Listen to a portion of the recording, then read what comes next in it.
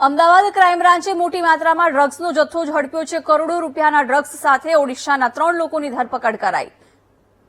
FIR વ્યવસ્થિત નોંધાય એના જસ્ટિસ ડીએન પટેલ સાહેબે સૂચન આપ્યા। એમાં શું શું લખવું જોઈએ, કેવી રીતે એનો વ્યવસ્થિત ડિસ્કવરી પંચનામા હોય, એમાં કેવી રીતે કરવું જોઈએ, ઘણી બધી મુદ્દાઓ ઉપર ચર્ચા થઈ।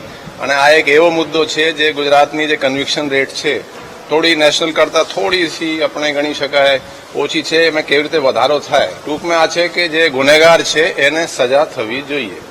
સાહેબ 29% કરતા 29% જેટલો જ કન્વિક્શન રેટ છે, એટલે કે 170 આરોપીઓ છૂટી જાય છે 100 ગુનાએ।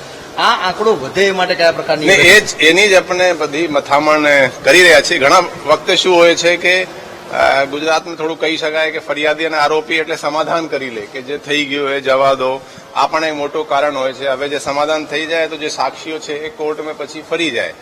એક મોટો મુદ્દો જે છે એ છે પછી ગુનામાં પણ અમુક વખતે ખામીઓ રહી જાય।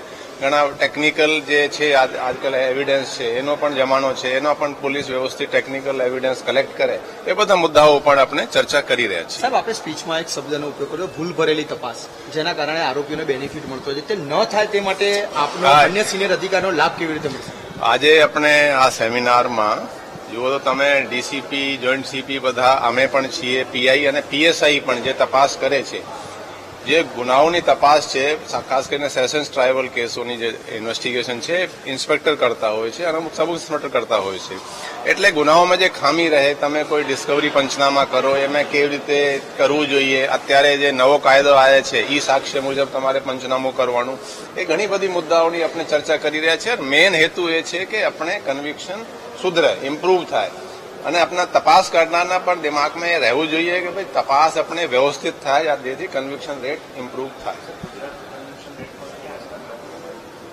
આ અમુક સ્ટેટ છે, ગુજરાતથી પણ પાછળ છે, અમુક ગુજરાતથી આગળ છે, એટલે થોડું જે છે ને કે ગુનેગારને આપણે સજા થાય તો કન્વિક્શન રેટ ઇમ્પ્રુવ થાય અને ઇમ્પ્રુવ થશે એવી આપણે અપેક્ષા છે। Thank you sir. ઓકે બેન, એક મિનિટ બેન।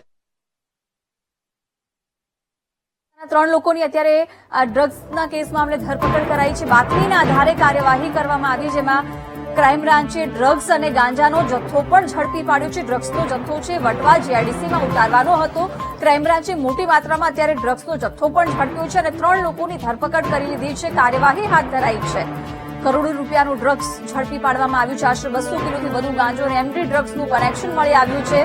ઓડિશાથી ટ્રકમાં સૂકવેલા ગાંજાનો પાવડર મોટી માત્રામાં મળી આવ્યો છે। ગુજરાત સહિત અન્ય રાજ્યમાં આ ડ્રગ્સનો જથ્થો ઉતાર્યો હોવાની પણ માહિતી છે। 1100 કિલો ડ્રગ્સ ઓડિશાથી ટ્રકમાં આવતું હોવાની માહિતી મળી હતી। બાતમીના આધારે આ કાર્યવાહી કરવામાં આવી છે। ડ્રગ્સનો જથ્થો વટવા જીઆઈડીસીમાં ઉતારવાનો હતો, જો કે ક્રાઇમ બ્રાન્ચે આ જથ્થો ઝડપી પાડ્યો છે। 3 લોકોની ધરપકડ કરાઈ છે। 3 લોકો ઓડિશાના છે।